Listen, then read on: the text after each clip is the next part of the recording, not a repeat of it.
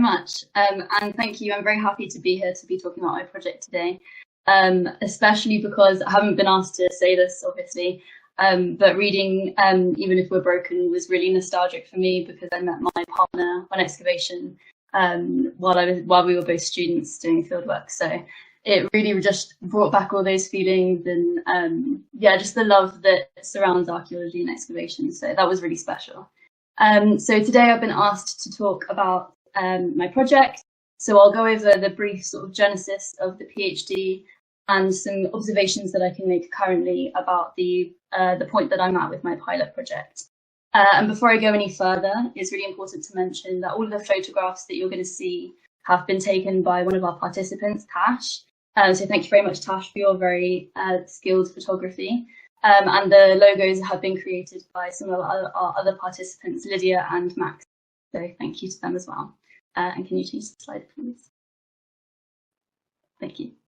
So to start off, just a bit about me. I started my master's in bioarchaeology pre-COVID, and going into the lockdowns, I was doing my dissertation. So post-lockdowns, I really started to think I need to get a job, I need to start my career in archaeology. So I joined a commercial unit like a lot of new archaeologists. But I sort of straight away found that my mental health was terrible. And that was mostly because the mental health of my friends and colleagues around me was terrible. And so I became a mental health first aider. I trained to do mental health first aid, same as some other people, to try to help with the problem, help ourselves. And it just was very clear that it was absolutely unmanageable and unsustainable. In my first month, I spoke to I had 40 mental health first aid chats. And it wasn't something that could have been solved at a field archaeologist level. And so I was getting quite annoyed seeing all of these wellbeing research projects that were talking about how great archaeology could be for mental health, because I just wasn't seeing it. And so I decided I needed to go back to my roots and really find what I find helpful in archaeology, what I find to be good for my mental health. And that was really to go back to volunteering for experimental archaeology groups that I used to do back in my A-levels. And I started to think, is this something that could be good for other people? Testimonially, we know that a lot of people that do experimental archaeology say that it's good for their mental health, but there's not much in the literature to say that. So that's where I started to think maybe this is something that I could be doing. Next slide, please. So the current literature that existed sort of before I started my PhD, very famous projects in the UK like Operation Nightingale and Human Henge really focus on how landscape archaeology and excavation can be good for people with mental health conditions, specifically as well as people that are considered vulnerable. And it wasn't until after I had a conversation with Alex Langlands, who is the author of Left, he said to me, well, if they're saying that this is good for those people, if it works for those people, could it work for anybody in the community? And that sort of goes back to the way that I'm seeing mental health, rather than this mental health continuum that a lot of people use to explain mental health, where there's good mental health, good well-being on this end of the scale, and then mental health decline and mental health issues at the other end. It's actually two scales, one positive well-being and negative well-being, and then a second scale that's often interrelating, that where your mental health conditions exist, because you can absolutely have good mental health with an active mental health condition. And that's how we're trying to rephrase mental health in the community. And the previous project that I've mentioned really advise future projects to look at longitudinal mental health, because it's just how research works, whether your funding is only for a certain amount of time or you've proved your point so the project ends. Nobody is looking at the longitudinal impact, the long-term impact for participants. And we really need to start thinking about why we're doing these projects, because ethically, is it an issue when you give an intervention to somebody and then it gets taken away? So the main aims for that was to look at long-term mental health with a long-term project that could exist in the community, and also to look at the methods that we're using, because testimonials are the majority of publications saying archaeology is good for mental health. And yes, they do quantitative and qualitative analysis, but often it's the testimonials that are proving the point. And actually, maybe we need to rephrase how we're looking, how we're monitoring mental health. And these projects that I've mentioned really focused on landscape-based theory, place theory, and phenomenology. So it's how you experience going out into the archaeological landscape and how you feel you're connecting with your ancestors spiritually through those archaeological landscapes because they were places of healing, or through excavation. And whilst I do think that can absolutely work for some people, I'm not saying it doesn't necessarily work for me. And so I was thinking about, could this be packaged in a portable way? Could we bring archaeology to places where people don't normally experience archaeology, because inherently archaeological spaces are often inaccessible or exclusive? And so, taking all of those things, I also looked into other routes of mental health research and craft research. And I wanted to bring in the 5 Ways to Wellbeing, which is the NHS advised guidance, which is giving to other people, connect with other people, learn new skills, be in the present moment, and physical activity. And they advise that doing all 5 of those things every day is good for your mental health.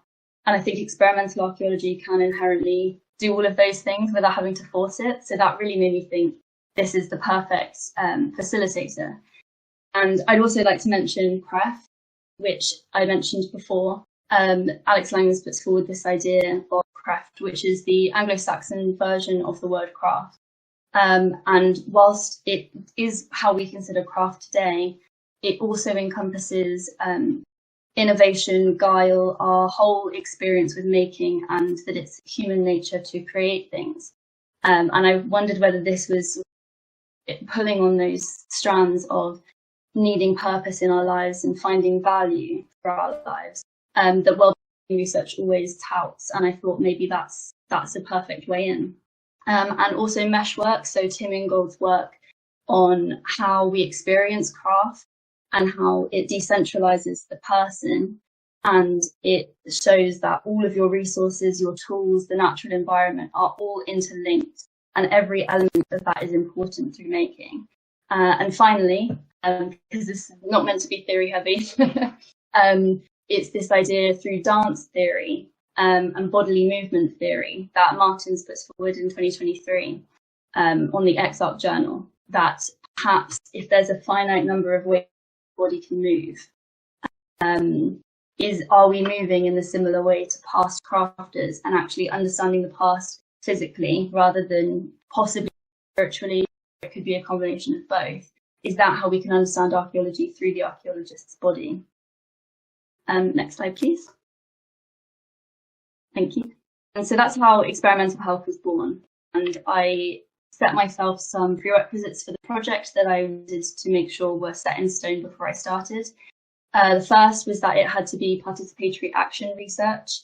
I wanted the participants to take an active role in the research, giving feedback, developing ideas, because they're the authors of this project. So then in the future publications or public outreach, they would be co-authors in that, because that's where the power lies. And I also wanted to make sure we did sensory ethnography, which is the idea that the researcher is fully immersed in the project. They're taking part in the activities too. And you're really trying to understand how all of the senses have a role in experiencing what you're doing. Is touch important when you're working with ancient fibres? Is smell important? You know, every single sense can absolutely contribute to your experience of the craft. I also wanted the pilot project that I'll talk about in a bit, to have its completely own identity, so that if I had to step away or if my research was done, the project could carry on and it would have a legacy of its own. The project had to be weekly, and I wanted to make sure that there were roles for participants to take on a bit of the power, a bit of the ownership of the project. So people could become photographers, they could be craft consultants, creative directors, whatever elements they bring to the table or within, sure we're taking ownership. We also knew that we wanted social media to play a big role. Today is a perfect example of why that was important, because you're reaching people doing similar projects and connecting with people around the world, but also that the local community maybe would see us that way and hopefully join the project through that. We also wanted it to be sustainable and low cost where possible to prove that it doesn't have to cost a lot to do these activities. And we wanted to make sure we were answering real archaeological questions, because it's not just craft for craft's sake. We want to be part of the discussion and bringing in those sense of purpose and value through contributing to those discussions gives us a purpose to doing activities. And also I wanted to make sure that a mental health first aider was always present. I know I've mentioned that before. If anybody doesn't know what they are, essentially it's like a first aider, but for mental health. So the idea is that you're often someone's first port of call when they're struggling, and you're there to be there to hold their hand through looking through for future support from professionals. We're not professionals, but we're that link, often the first person that they'll speak to, and it really does make the difference between people actually seeking professional support. And finally, while we're in this bit, the data collection methods that I was using, I won't discuss too much here because I'm still in the active research phase, but I used a qualitative and quantitative questionnaire for the baseline before people started, and then 1 3 to 6 months in, and then 1 a year in, exactly the same ones to see if there's any changes, positive or negative, or plateaus in mental health and different aspects of well-being. And then the idea is to do some interviews following that in around May time to really pull on some of those qualitative aspects that people are writing on. But that's all I say for that at the moment. Next slide, please. Thank you. So the Sanctuary, which is our pilot project, came about relatively by chance. I was quite unprepared for it, but I wouldn't change how it happened. So looking for a place to set this project, to have a base for it. And a lecturer pointed out to me that a polytunnel was going to be destroyed on campus because no one was using it.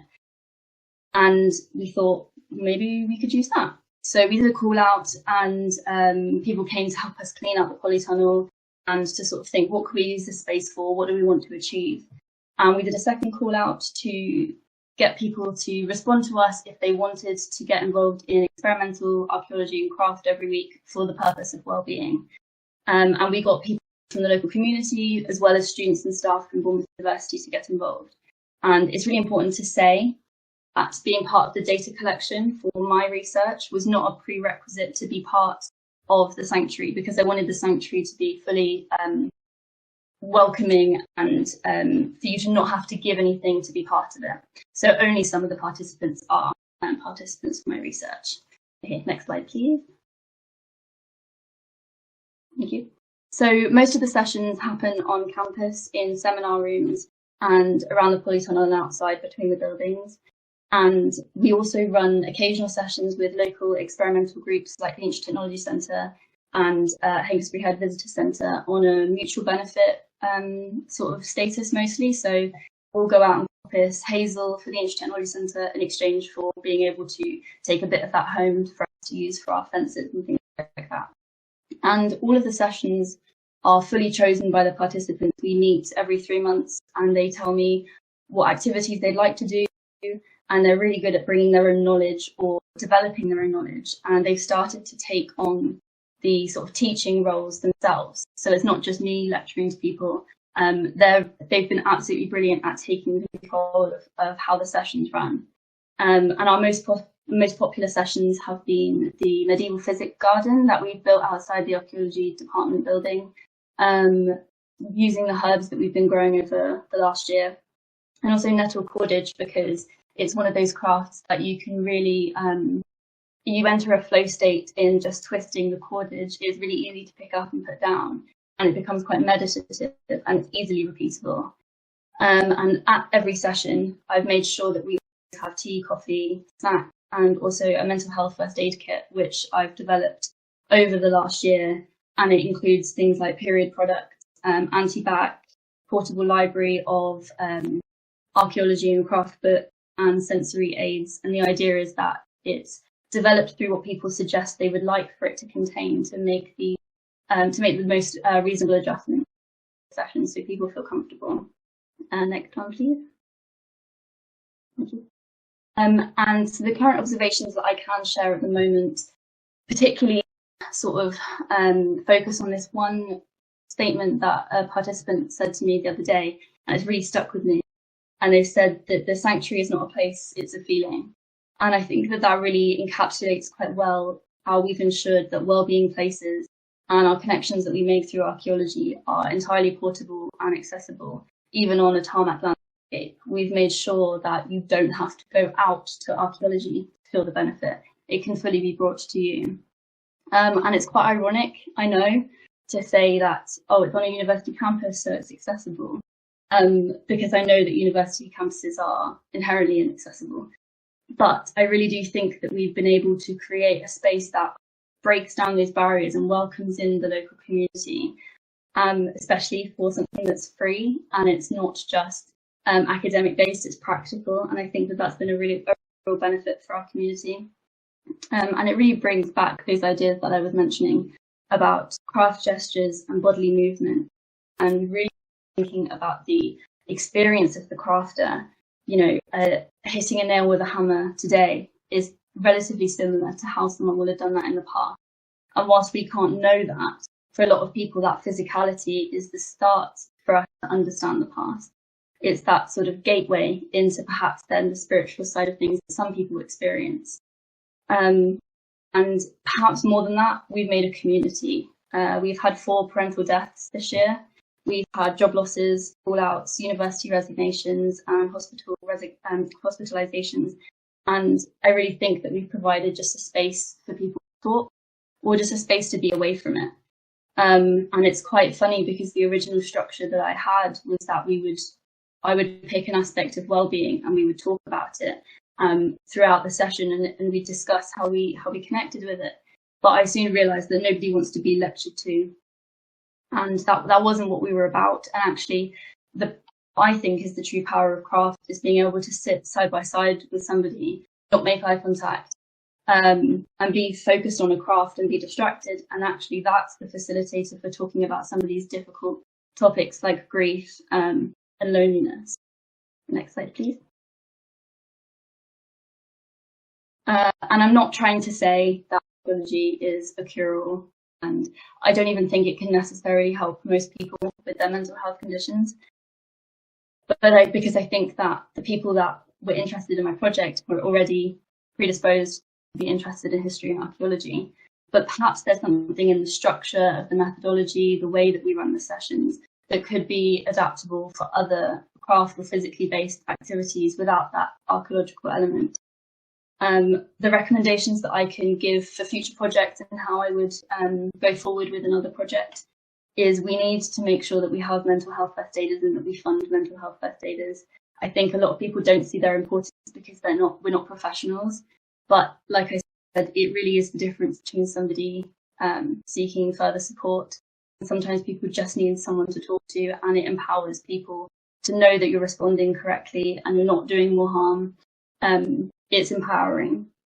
I also think that projects need to have a code of conduct to be able to protect the researcher and the participants, to make sure that we all are of the same understanding, similar to how doctors have their own versions of the Hippocratic Oath.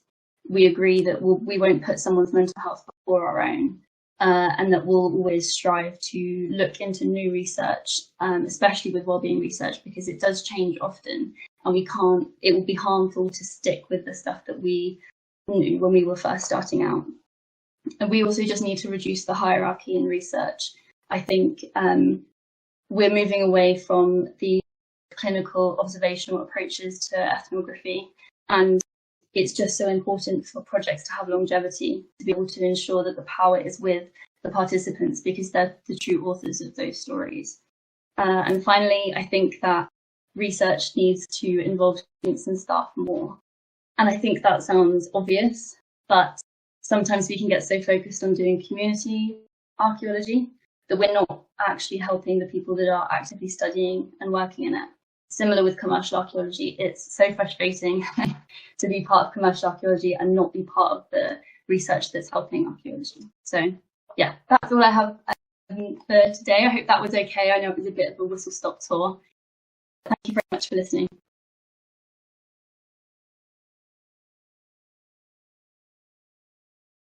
Hello, this is post-production Tilly here. So, unfortunately, while I was editing the screen recording that I had taken of the Q&A session with Meg and the consequent talk and Q&A session with Cassie, I realized that for some reason, during this particular screen recording, I had forgotten to click record own microphone during the recording, which means that luckily you can hear our wonderful speakers, but unfortunately you cannot hear me. So you cannot hear me blabbering on and asking the questions. Luckily I wrote my questions down. So for this first question, I was asking Meg in relation to the point that she made about a lot of the participants already being predisposed to enjoy archaeology. What was the general demographic and background experience of the people who participated in the project? Yeah, that's a really good question. We had quite a mix. A lot of people were students and staff of archaeology, anthropology, forensics, a related subject. But actually, we had people who their only experience was watching Time Team. We had some people who would come on the open days for the field school that we run in the summer. So they'd had some experience with what excavation looks like. They knew they were interested, but they'd never engaged with ancient craft. And we had some people from other local experimental groups who had done a bit of craft and then maybe had sort of left those groups, or it had been winter and hadn't been in contact much. So most of it was people had done a little bit before, but some absolutely, they'd just seen, we'd put the call out on social media and engaged that way. So it was quite a nice mix, I would say. But as I said, most people were predisposed to already be biased towards enjoying archaeology. Yeah, everyone. So my next question was asking, in relation to the point that she had made about certain activities and certain crafts and experiments being more popular than others, were there also any that she had observed were perhaps more, quote, successful in terms of developing a better well-being and developing a more positive mental health perspective from the perspective of the participants? Yeah, that's really interesting. I think it's different for different people, and obviously that's where the questionnaires come in, because the quantitative one that I'm doing is a breakdown of all the different aspects that I feel are part of well-being. And I suppose it's quite a complicated thing to answer, but I know that for some people, the physicality was the best for them. So activities like coppicing and things that take a lot more energy, that they're the ones that they enjoyed the most. But I wouldn't necessarily say they're the most successful, because the ones that are more successful are sort of the long-term ones that we repeat more often, like pigments, and things that are maybe easier to repeat, like our gardening stuff, and our spinning and things like that, the sort of smaller scale ones. So I suppose, yeah, that's interesting. I think it's what people want out of it and how they see their well-being improved, because some people already might be fully happy with their fitness levels. So actually, the more meditative, smaller projects are better for them. But that's something that I could probably answer in half a year's time when I have all the data. So I admit I can't remember the exact wording of this question or what I was waffling on about for the majority of it, but I believe that what I was asking was in relation to the point that she had made at the start of her presentation of the fact that archaeology can be extremely detrimental for mental health and general well-being.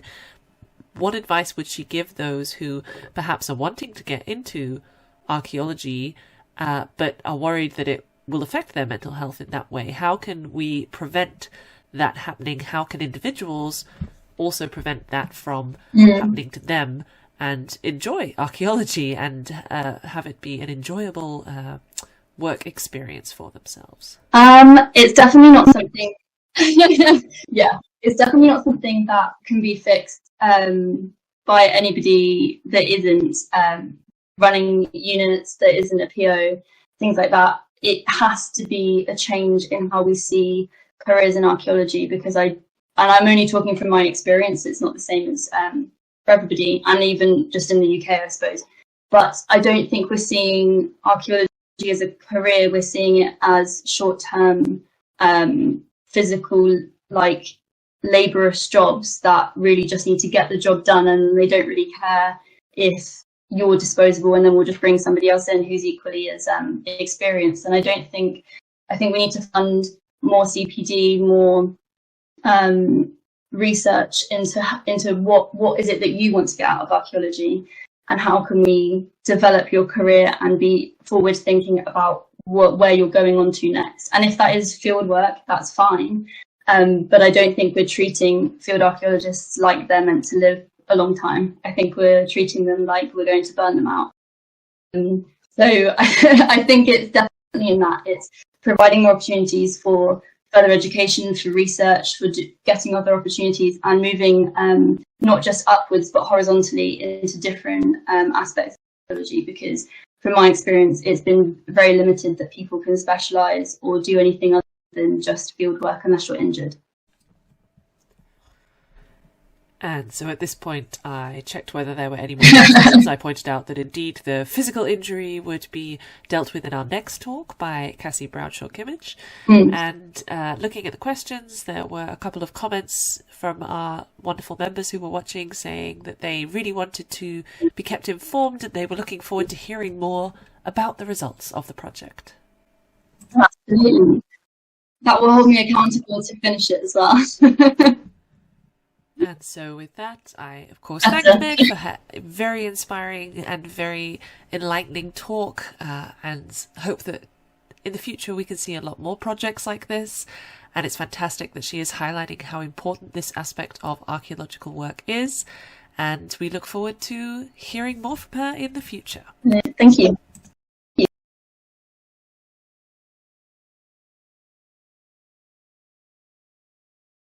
Okay, so yes, all of those things are true. Hello, I am Cassie Bradshaw-Kimmich, and yes, so I consider myself a bioarchaeologist. I've been trained in forensic skeletal analysis in human and animals, so I'm kind of in a lot of different worlds. So like zooarchaeologist, absolutely. Bioarchaeologist, absolutely.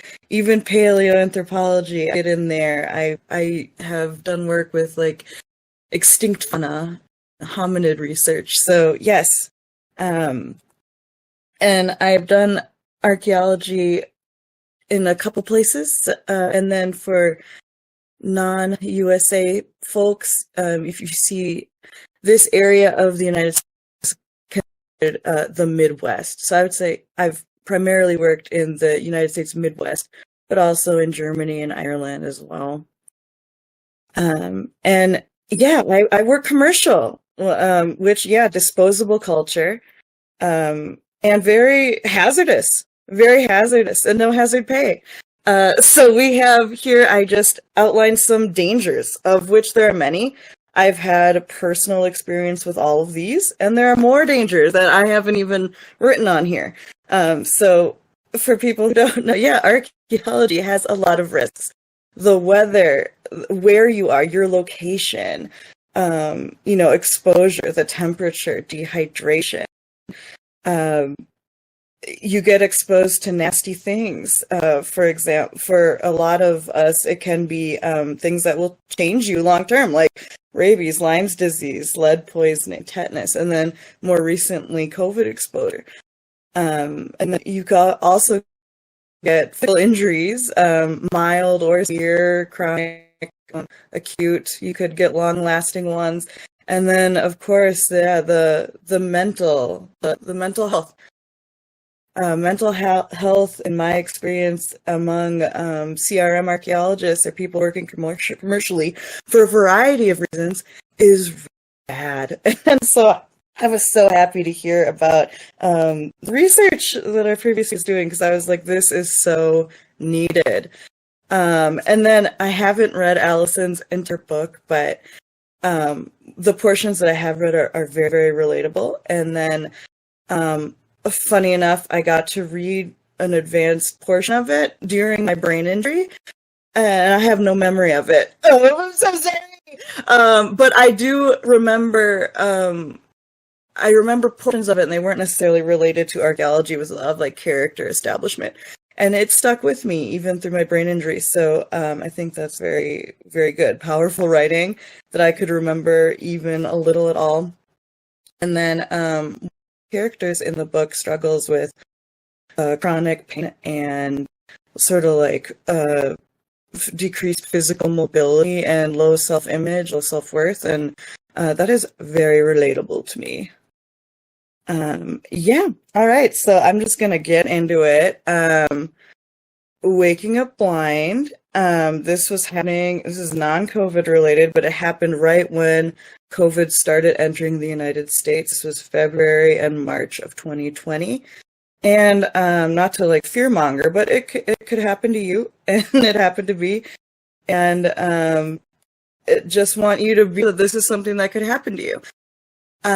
This is an image that I created to show my neurologist and my care team and other people. This is what it looked like. So initially, I had half vision. So my brain could not put the other half of the puzzle together.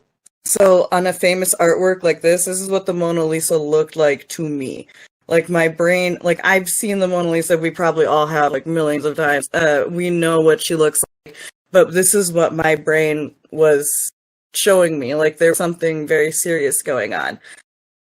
So I had brain swelling and my brain couldn't expand because my skull was constraining it. It couldn't get bigger like it wanted to, so it started to crush itself. So the middle of my brain got completely crushed. And also I had to spend 75 days in a dark room isolation. I had severe light sensitivity because of the treatment to make sure I didn't die. It involved steroids, 90 grams of steroids, not milligrams, grams. And so as a result, I was sort of half blind like this for a while, but then after the steroids, if too much light entered my eye, my brain would shut off the connection between my eyes and my brain. And so I would be completely blind. And so I had to spend 75 days in a small room that was completely blocked out from the light, and I couldn't use any touch screen, any backlit devices. That means no cell phone, no television, no computer. I had to spend, and I had some media and art to interact with, but a lot of that 75 days was just being alone quietly in the dark with my thoughts. This was me when I was getting that 90 grams of steroid, and these people in the photo, these are my friends, and they're all archaeologists with me. So I had a lot of support from my friends. These people are all like very wonderful people, very good researchers and archaeologists, and they helped me out. And this would be the last time that I would be able to be awake in the daytime for a year or two. The sun, even though I was in my windowless dark room, was too powerful. So it would be so painful for me to be awake in the day that I would usually just, my brain would force me to be unconscious during the day and I could only be awake at night. So I didn't know that when this picture was taken, but this would be like the last time I'd be awake in the day for a while. And then fast forward, so I'm in this 75 days of isolation, and then I've healed enough that I can kind of like come out. But then suddenly it's May 25th, 2020. And I am from Minneapolis and St. Paul, the Twin Cities in Minnesota. So George Floyd is lynched by 4 former Minneapolis police officers. A teenager named Darnella Frazier makes the famous bystander video of the murder that goes viral. The former Minneapolis city attorney, Mike Freeman, says that there's no crime here. No crime was committed. The city is not going to prosecute. A lot of people don't know that. Mike Freeman said, nope, we are not going to prosecute this. No crime was committed. That is why the civil unrest happened. The Minneapolis, unfortunately, had to burn.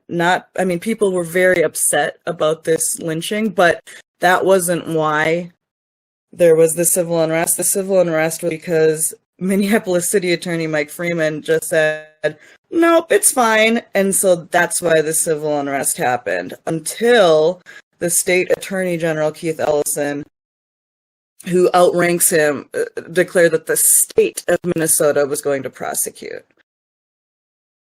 And so what happened was everyone in my city just started boarding up their businesses. So there was, like I mentioned, there was civil unrest.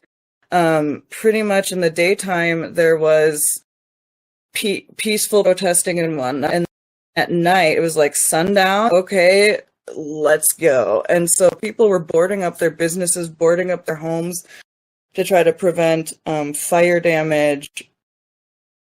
And then also the Minneapolis police were truly like doing a lot of damage themselves, but not necessarily for the public good. And they purposefully injured civilians and like innocent bystanders all the time. But the protesters, and there's just an explosion of art and cultural material being created here, which I have some examples of. Now, bear in mind that I've just had this crazy brain injury. A bunch of the whole middle part of my brain got crushed. I can't really see. I don't have the ability to tell time anymore. I lost the ability to make memories. Like, I was truly like Dory from Finding Nemo. If anyone's seen the movie Finding Nemo, I literally could not make new memories. If you introduced yourself to me and then stood there long enough, I would forget we'd met and I would just reintroduce myself. Like, I was very, very fucked up. But there was this cultural moment happening, and something needed to be done. And also, because COVID had happened, I've been laid off from all of my jobs. I work, like many archaeologists, I work multiple jobs for multiple places. I work for multiple cultural institutions. And because museums especially, their whole goal is, to get as many people into the museum at once to enjoy the museum. And suddenly now we're in this pandemic and this lockdown. Almost everybody got laid off or fired just because of the uncertainty of the times, which was fine for me because, like I said, I was super fucked up. So I needed to heal and work on my recovery. But what that meant was during this cultural moment, I suddenly realized this is a historic time. I had to start documenting this stuff. And because I was unemployed, I was sort of in the perfect position with time and resources to get work. These are pictures of what I looked like at that time. If I was trying to go out in the day, in order to not go blind, I had to wear these really double sunglasses. These are cataract sunglasses, and then you might notice I'm wearing like these red tinted glasses. These are therapy glasses that fill the light that enters to my eyes. And then I had a bonnet like from the 1800s, and then of course like I looked crazy. I fully am aware of like how insane I looked, but I didn't give a fuck. Still don't. Like, whatever. This is the least of my problems. Like, this is what I need to do to keep myself safe and to keep myself functional. So, like, here we go. You can see in this other photo that I built a 3D scanning rig in my basement. And I had help. I didn't, just do it all by myself. One of my friends, Charles, helped me. But I built a portable scanning rig so I could go out into the streets and document the protest works and the protest art and the protest murals that were in the city. And sometimes, there are times when you are getting tear gassed by the cops and you just have to, run. So sometimes you don't get a full setup like this. This is if I had time and good conditions, I could maybe do a setup like this. But there were times I would just have to use my cell phone because I had to be able to run or be able to move or be able to do, whatever. Here, I just kind of want to show some people were helping me. I was very physically disabled. I was blind and I was doing a visual project, and I did not want to be doing this project at all either, for many reasons, but no one else was really stepping up or really wanted to do it. It was just work that needed to get done, and I was in the right place at the right time to be the one to do it. But I did help. And so these are some of my helpers. So on the left is my mentor, Anne. She was such a sweet support role. And then on the right is my my husband Adam, and you can just see how tall and giant he is, because Anne has to be on the step stool and Adam is not, and he can still reach. So the taller the person, I will let anybody help me regardless of what they look like or their size, but tall people, definitely that is an advantage. And all of my tall friends, I was like hitting them up like, hey, do you want to come help me? That's a picture of me working. And one of my friends, Sarah, she would be super embarrassed to know that she made the presentation. She likes to be in the background. She doesn't like anyone to acknowledge her, but she is a badass bitch, and she helped me a lot. One thing you can't or shouldn't do when you're visually impaired is drive. So a lot of these people were my wheels. They were just helping me.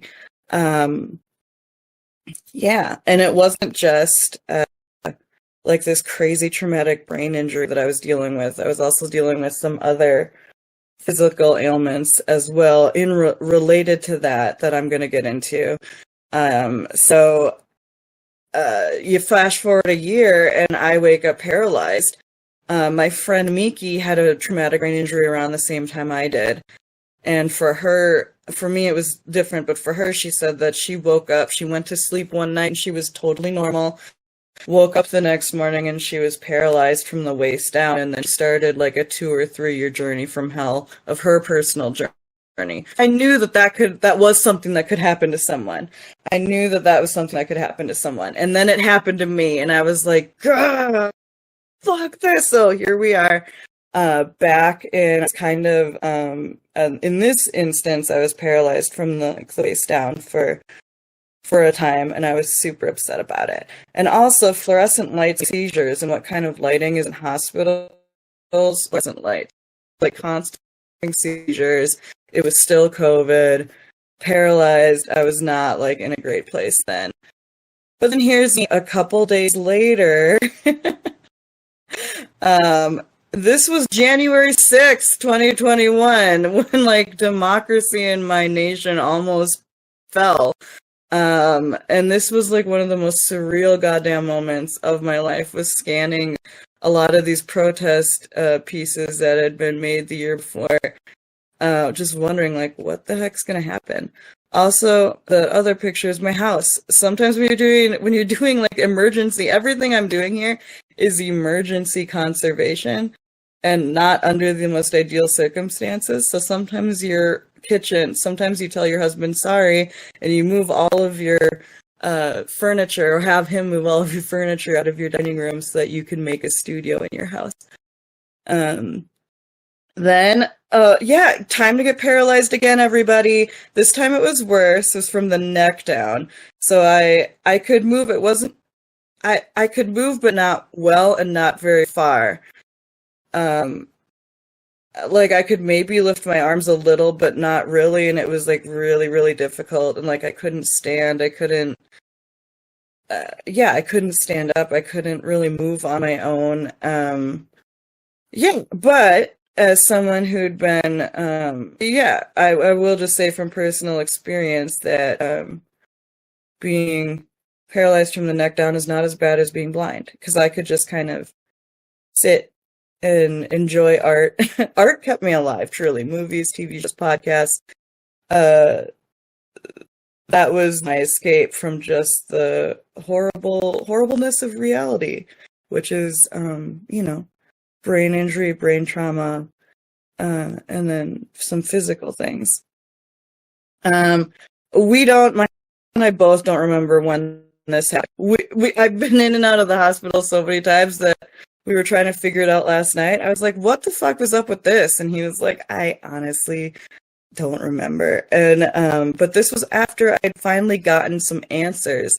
So I will disclose that I was eventually diagnosed with a chronic autoimmune disorder that you may have heard of, called multiple sclerosis.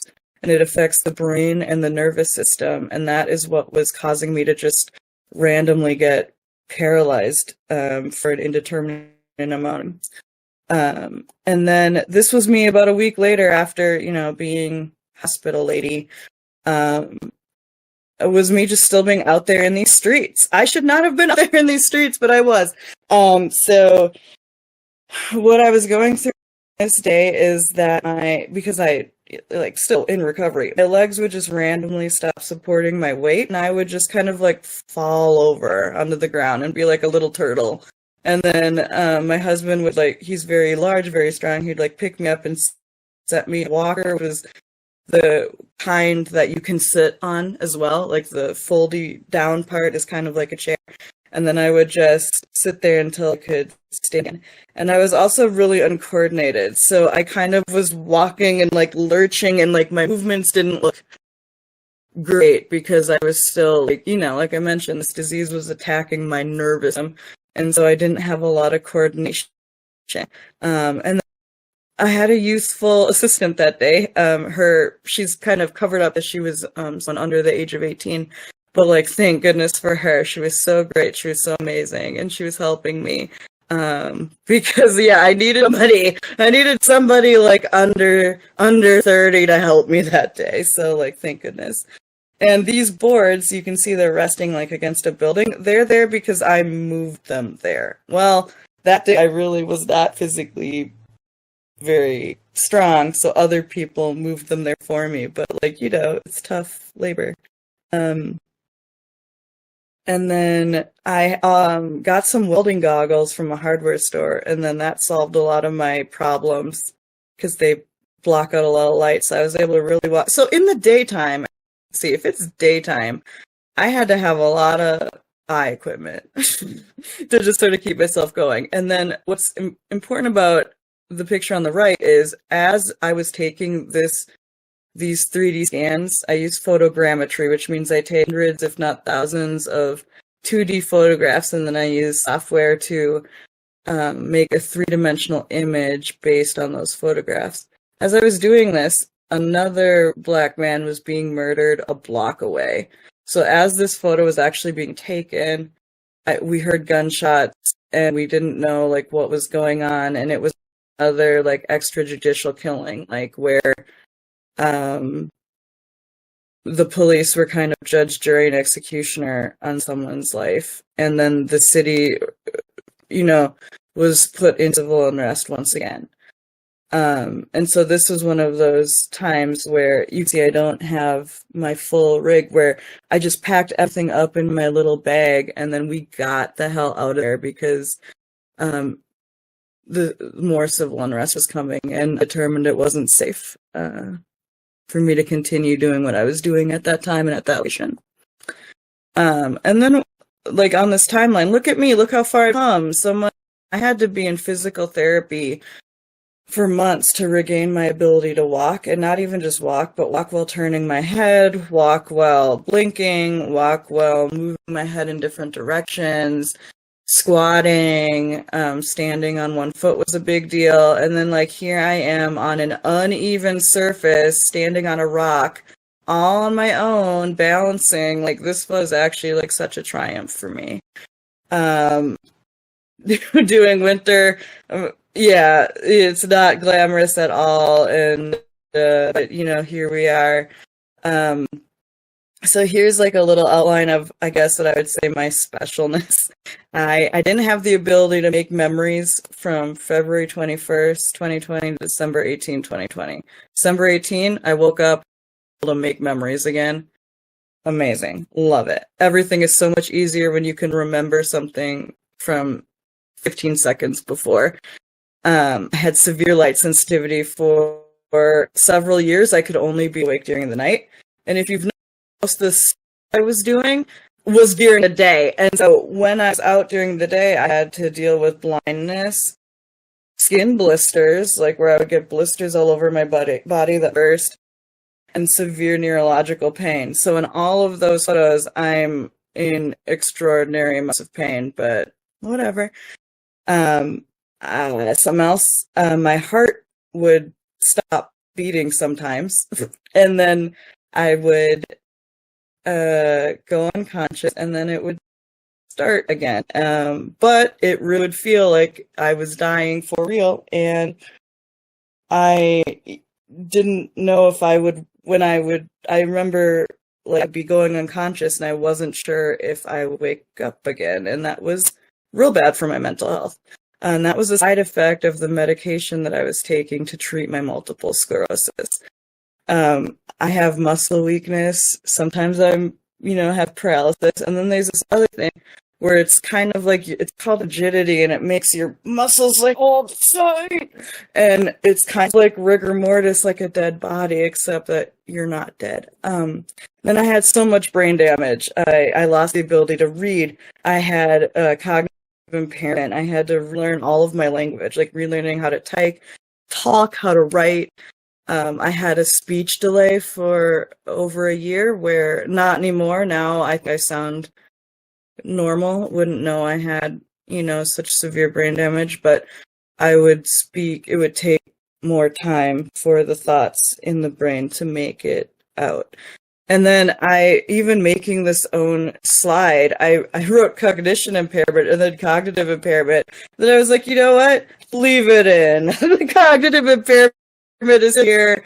Let's just leave it. And then I went through a lot of physical therapy, and then I had to take care of my mental health. I went through a lot of specifically trauma therapy for the things that I was going through. Look at me, look at this. Standing on a ball. That is not a surface that's easy to stand on. This is beautiful. But yeah, I struggle a lot. I don't know how to make the rest of this come down. Here we go. I haven't been doing CRM since 2019. I have to work outside CRM right now to make my money. And then all the archaeology I'm currently doing 2020 have been opportunities that I've created for myself, not opportunities that other people, like jobs for hire. No, everything I'm currently doing is opportunities that I've created for myself to do. I'm very proud of. Again, here are the dangers, right, of cultural resource management. Sun, weather, rugged terrain, food poisoning, pesticides, being, in the outdoors. These are all really difficult things for someone with a disabled body to do and to exist in. This is just, I was looking last night, this is what like CRM companies are looking for, right? They're looking for a steady pace. I don't know that I can really do that right now. Environmental conditions, challenging terrain, standing, lifting heavy equipment. Excavation is really hard on the body. These are things that I do not feel I am able to do, at least not in the United States. We have something called phase 1, 2, and 3. I think I can do phase 3. I put my resume out there every year and I just say, I'll do phase 3. I won't do phase 1 and 2 anymore. If you want a phase 3 person, give me a call. If not, bye. Like, it's fine. Have a nice season, and we'll see. But some important things to think about, like how do you survive trauma? And these were things I was thinking. Art helped me survive trauma.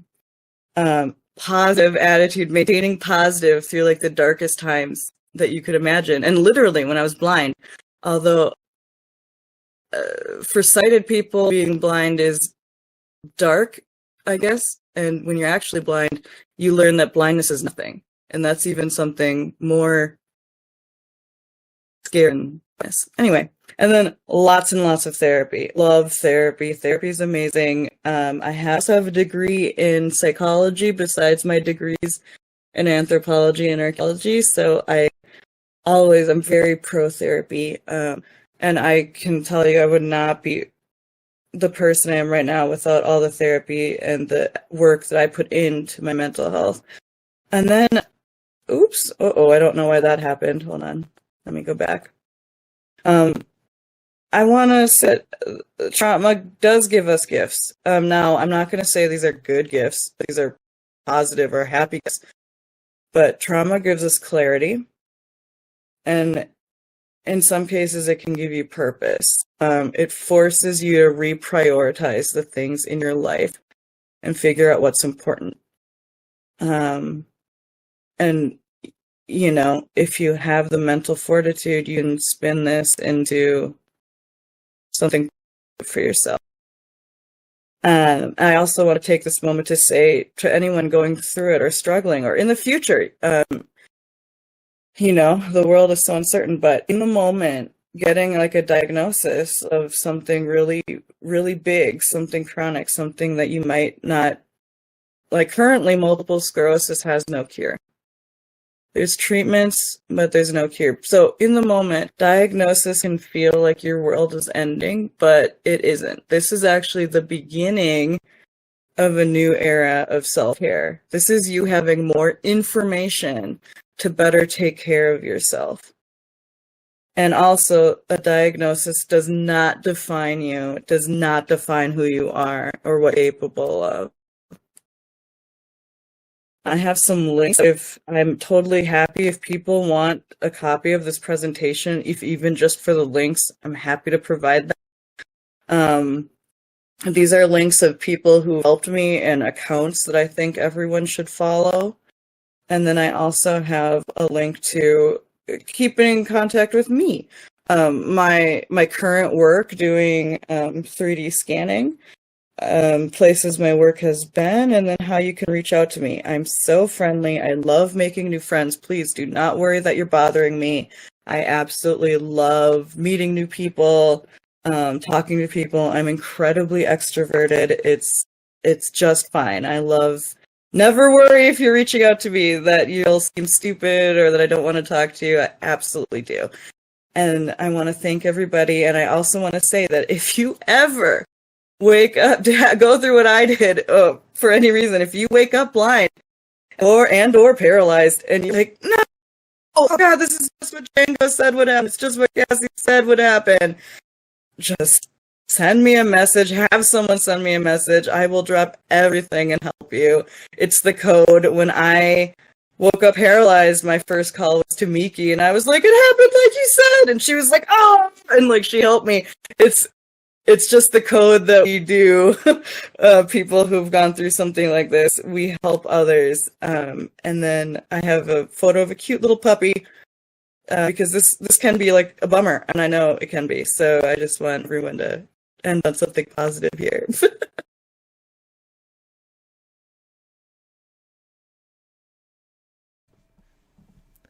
So again, unfortunately, I had forgotten to record my voice with this. Following the talk, we of course discussed how inspiring it was for Cassie to share her story and how amazing it is that she has such a positive outlook on such a tough situation. The question that I was asking at this point was related a little bit to those who might be in a similar position to her, but who nevertheless have a passion for archaeology and want to get into archaeology somehow. So this might not be because they were already in archaeology and then something happened to them, as it did with Cassie. It may be that they are already perhaps physically disabled in some way or have some other issues that prevent them from pursuing the more traditional careers in archaeology. So my question to Cassie was, what would her recommendations be for people who are in that situation, who may not be as physically or mentally able, but who nevertheless want to pursue a career in archaeology? Mm-hmm. Unfortunately, your options are limited. So in archaeology, at least in my perspective is from the United States, you have the academia, which is where you're going to get more things that you could do with a less able-bodied body, which is, more research, more lab work, get that advanced degree teaching, things like this. Or you go into cultural resource management. Now, unfortunately, disposable culture, right? They hire contract positions. A lot of them are project-based. And then at the end of the project, you're let go. And so it's like you do the work, and then you're done. You go to the next thing, do the work, and then you're done. Do the work, and then you're done. Unfortunately, I hate to say it, but the reality is that there really isn't, many options out there for you in CRM if you're less able-bodied, and it's something a lot of people struggle with.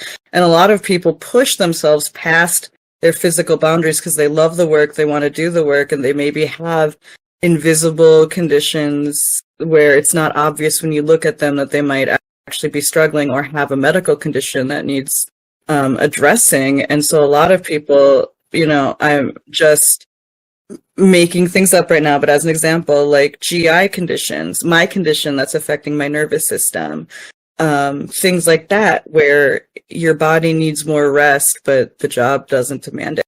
But there are things out there. I did get like a lab position once for CRM. You know, it's just there's no guarantees. And so then you have to get creative. If no one's giving you opportunities, then you have to create those opportunities for yourself. And that's very difficult to do. It takes a lot of time and energy to do that. And so sometimes right now you may have to do what I'm doing and work outside the industry just to survive. And there's no shame in that. And I wish I could say something more positive or better, but you have to take care of yourself first and do what you need to do to get through it.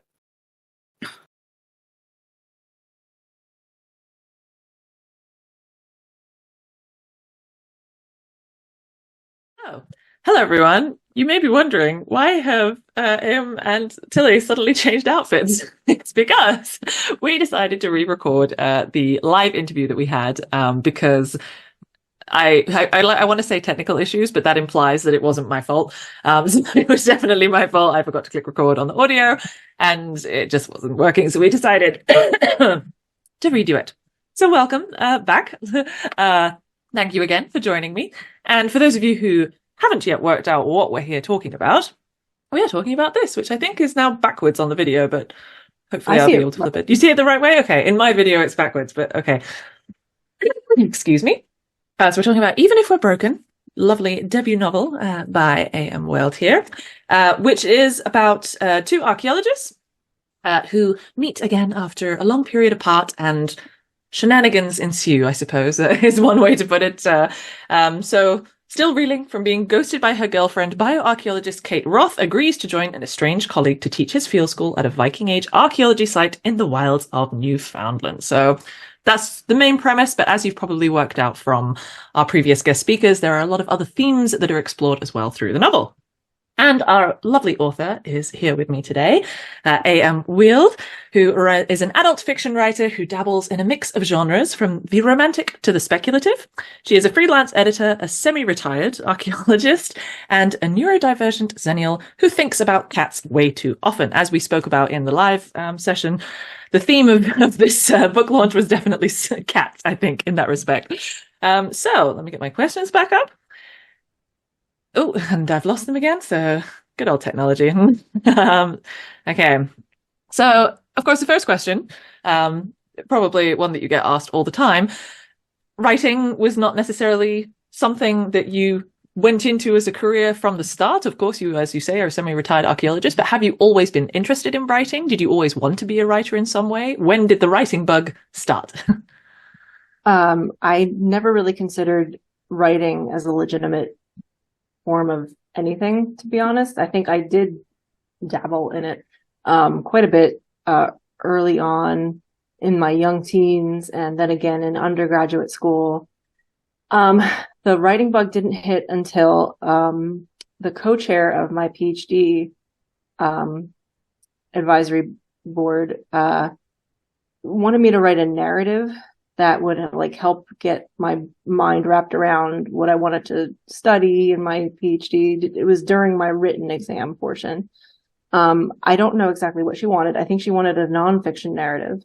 But when I heard narrative, my brain was like, oh, fiction. So I wrote a very short story, 4 typed pages, that basically put my experiments in archaeology into action as a fictional piece of prehistory. It was not what she wanted, but then again, she wouldn't tell me exactly what she wanted.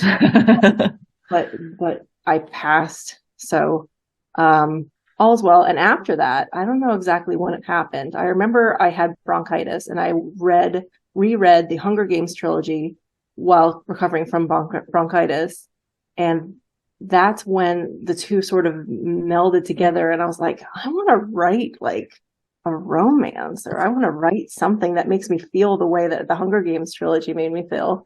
And that's when I wrote like my first, unprompted story. I started out as fan fiction, and I ended up over the course of 4+ years writing approximately 1 million words of fan fiction. Wow. Like a 4-novel fantasy series and some short stories and novellas and stuff. And then around 2018, early 2018 or late 2017, I got the idea to write original fiction. And that's when this whole thing started with the original fiction. Yeah. So not always didn't always want to be a writer. I wasn't that lucky. I never even considered never took any writing classes or anything. I didn't even consider, I wish I had done like a minor in creative writing or something, but at the same time, I'm also glad I didn't, because I wasn't necessarily influenced by a teacher or craft books or anything like that. Yeah. And so, as you mentioned, now we are here, and here is this wonderful book, which is also about archaeology, which, as we have already spoke about, was the career that you decided to kind of go into. So what first inspired you to write about archaeology specifically? I had in my mind a very brief premise of a story where I wanted to write about two archaeologists who worked together, had feelings for each other, were friends, but didn't do anything about it until some calamity occurred, forcing them together, and their feelings burst out or something. And they got together and lived happily ever after. And spoiler. Well, that was the premise of whatever it was in my mind. But I didn't want to necessarily write about, I was like, what calamity could have happened? The destruction of the site, or someone gets hurt on site. I couldn't really, but that kind of idea built upon itself. And so it's not that I wanted specifically to write about archaeologists or archaeology, but it came from a place of, it was what I had many years of experience with. Not in field archaeology so much as laboratory archaeology, and the fact that I got a PhD in it, which overlaps a lot with anthropology. I have been interested in paleontology all my life, which is separate, but also similar because bones. But yeah, it started with a simple idea that sort of just built upon itself over the course of months or years.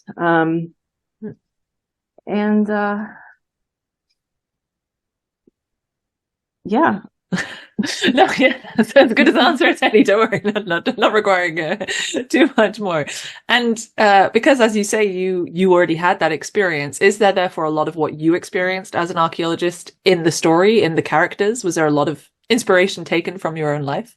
Oh, yes. A lot of the inspiration was taken from ideas, goals, one or the other, were taken from experiences I had, what little experience I had in the field. Specifically, one time when I was an on-site laboratory director, just that one time. And I loved it, except for the fact that during that time, for whatever reason, either from playing volleyball that one time, or sleeping on an air mattress, or leaning forward, flint napping, any one of those things could have, plus maybe a lifetime of poor posture, perhaps, triggered what I didn't know at the time was a lumbar disc herniation. So I ended up not being able to walk, not really being able to stand up on my own. I used a walking stick to prop myself up. Someone had that idea, which was a brilliant idea. I was thankfully, with the help of muscle relaxers and anti-inflammatories, able to work during the day, but when everyone was out having lunch or dinner, I was basically like going right to bed and resting my back. And it wasn't until a year later when I relapsed that I realized it was a herniation, had the MRI and everything. So, but during that summer, I spent a lot of time alone, without internet, listening to music, with nothing but me and my thoughts. Dangerous. And I was also very tired from the muscle relaxers. So when I'm tired, I guess my imagination gets going a little more than when it's weird. But anyway, had a lot of free time. So a lot of ideas were flowing, and a lot of the emotions that I felt with that pain and a little bit of loneliness, being in a remote area, being in pain in a remote area, it just compiled. And a lot of those emotions transferred. And, a lot of, not people, but there was, the settings, the things that happened. There was some influence there for sure. just to make things a little more realistic. Why not? Well, they say write what you know, right? So I guess that's as good a way as any. And I mean, so as people probably realize while watching from our guest speakers, there was obviously a lot of themes such as mental health, chronic pain, anxiety, etc. is also dealt with a lot throughout the book and throughout the story by the characters. As you just mentioned, a lot of maybe was taken from your own experience. Did you also intend to focus on those particular aspects, or did it just kind of develop out of your own experience or out of your ideas? It definitely developed over time. Like I said, that premise that I thought of early on was a very naked skeleton premise, and so building the characters over the course of time meant giving them character traits, and over time it ended up being me wanting to write a story about exploring mental health and chronic pain. And I don't exactly remember the precise timeline of building these characters, but yeah, it eventually became wanting sort of be like a book that was therapy a little bit, exploring all these feelings and situations through characters who were entirely fictional, but I gave Kate my flavor of anxiety. I gave Ben my flavor of depression and chronic pain. The situations whereon they develop these feelings are different, because, you write what you know, but you should fictionalize it. So, yeah. And does that mean that because it was based so much in your own experience, and it is these tough topics that are being dealt with throughout the book, was that difficult to kind of, not vocalize, obviously, because you're writing it, but do you know what I mean? Sort of, was it difficult to share that part of yourself? It is in the sense that you have to dig deep, and sometimes you don't want to. So I had to, I guess, push myself a little bit. So the situations are fictional, but the emotions are real. And yeah, it can be a little difficult to be as honest as you should be, because you are sharing it with the world. So, but that's what they say to do, write as if no one else is going to read it, to make it real. Yeah. So. No, which unfortunately a lot of us are going to read it, but then it's ended up being a great book because of that. So and it works. And in terms of difficulty of writing a certain content, so as well as this book, you have also already published a novella, Unburnt, which is I guess fantasy-esque adventure book in a way. Yeah, I love fantasy. And you've mentioned already you've written a lot of other pieces which are not necessarily related to archaeology. Did you find it easier to write this because it was so related to your own experience and what you kind of already knew, or is it actually more difficult if it's something that's so familiar?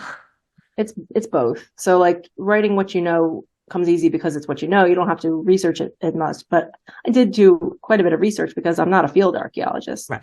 I also made sure that I got details right, and I hope they're right about skeletons and things like that. But I did consult an field archaeologist.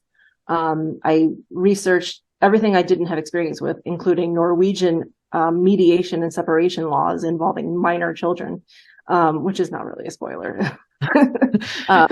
Little things like that. I definitely had to research, but the writing itself, getting like the motivation to write is easier for me if it's not archaeology, just because I think graduate school put me in such a burnout phase that I don't know is ever going to end. I do love the analytical side of archaeology, my post-excavation experience in archaeology with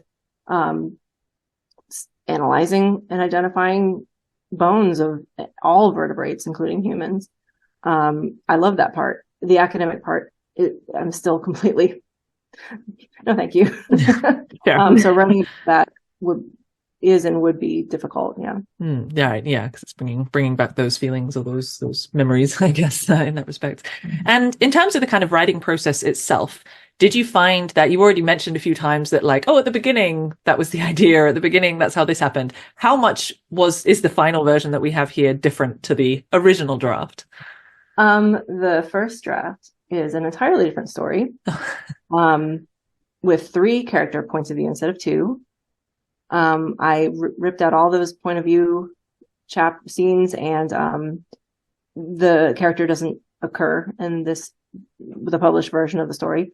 And the story originally started out with the main character, Kate, going into the field on a forensic archaeology recovery with the FBI. So she had a friend in the FBI who, of course, they worked together. But I got early reader comments that it read like a Kathy Reichs novel, for instance, thriller, crime procedural, that kind of thing. Right. And that's not where I wanted or was able to go with this. So those chapters and early scenes, and that, it was with the opening scene, basically. They had to go. So I instead cut to the day after that, basically. Right. And yeah, it was, I needed to build a little mystery in the beginning, but the mystery had to be, why did it happen instead of what happened? Right. And the mystery was not at all supposed to be who killed these people. Right. Yeah. That was not the goal. So whenever something is not the goal, it has no business being on the page, unless it's a brief moment of flavor for character development or world building or something. Yeah, but that must be, speaking as someone who's at the very, very early stages of even just thinking about writing something, potentially the idea of having to cut out so much and completely change things is very daunting. I wrote the beginning so many times. Yeah. It's same thing that any writer is going to go through, pretty much. Yeah. And now that you've been through indeed the entire kind of process, you have the published novel, not just a novella, but also a novel now under your belt. So you've gone through kind of both phases. What would you say is the most unexpected thing that you experienced about the actual publishing process itself? The publishing process itself is quite easy. It can be expensive. I knew that going in. I tried to keep costs as low as possible, but I also splurged on the novel, cover artist, editor, the whole deal.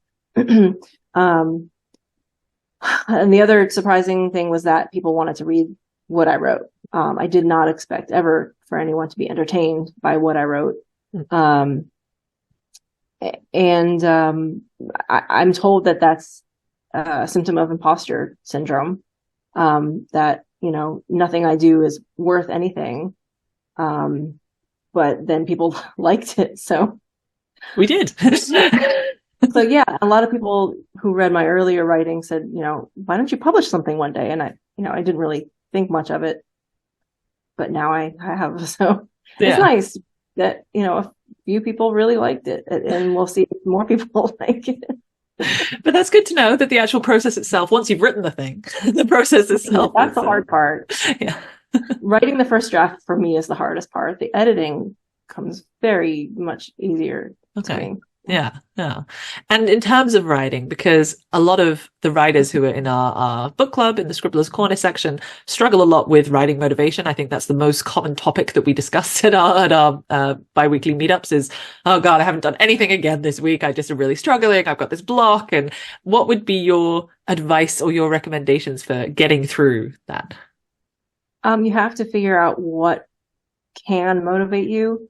Maybe not in that moment, but overall in general, or maybe you can be motivated by different things at different times based on wherever you are with your life or wherever you are with that particular manuscript. For me, reading a piece of writing often helps get me pumped to write, because I want to, okay, if they can do it, so can I, kind of mentality. Building an inspirational playlist of music is helpful for me, because music I used to be a musician, so I get emotional responses to music. Not everyone does.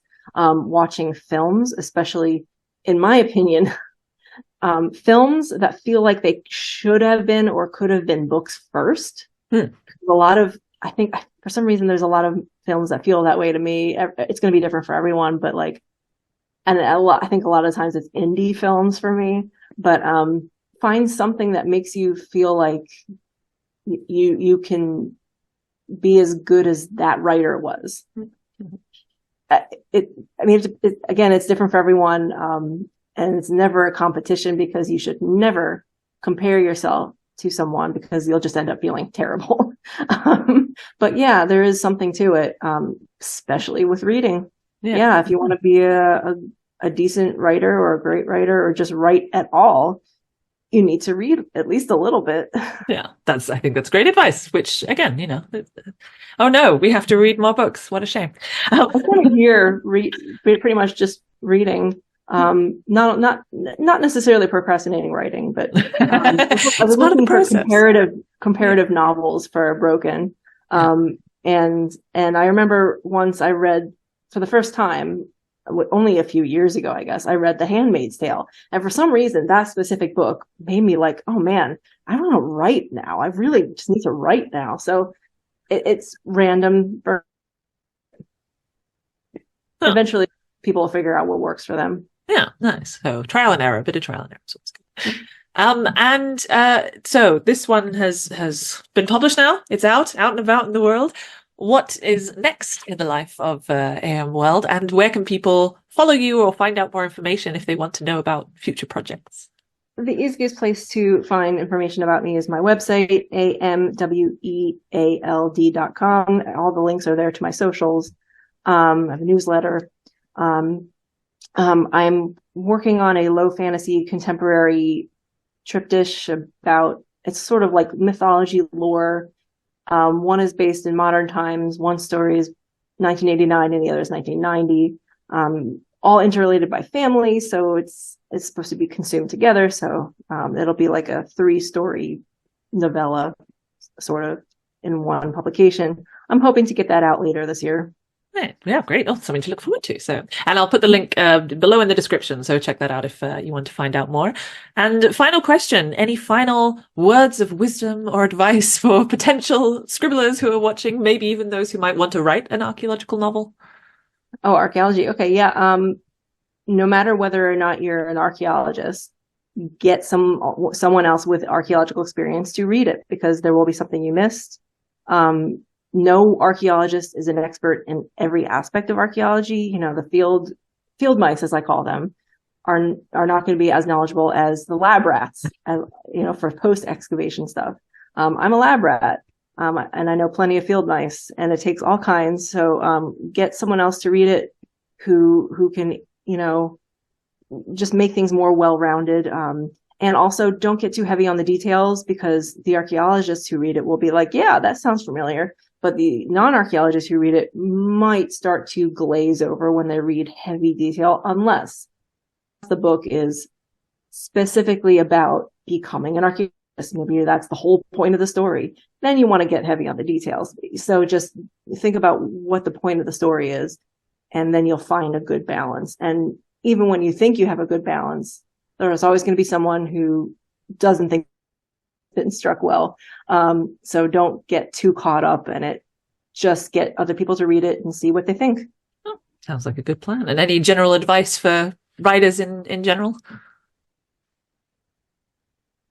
Other than reading, just keep at it, unless if you find yourself struggling to the point of where your mental health is suffering, do not force yourself, because not only will you hurt your ability to write or write well, you may hurt your overall health, physical and mental.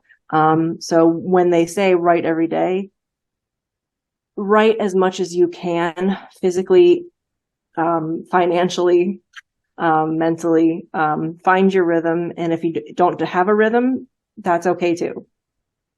As long as you're enjoying it, if you're not a full-time writer who's being paid to do this, then that's, you need to make sure you enjoy it. Yeah, I think that's great. Primary.